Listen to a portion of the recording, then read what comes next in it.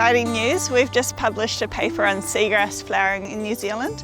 So lots of seagrass restoration projects rely on collecting flowers to harvest seeds, but this process can be incredibly time consuming.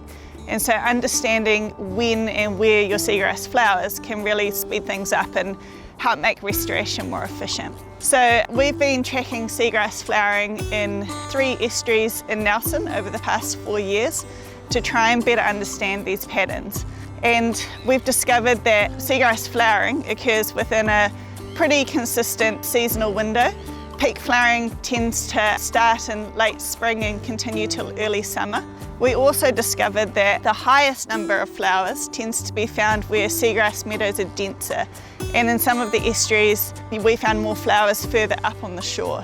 Another interesting thing was that the densities of flowers that we were seeing here in Nelson are comparable to some places in Australia where they're trialling seed-based seagrass restoration.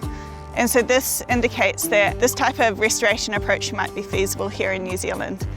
So we hope that these results will help restoration practitioners more effectively target their seed collection efforts, which ultimately should make it a bit cheaper and more efficient to carry out restoration. So thank you very much to all of the field teams and supporters for making this work possible.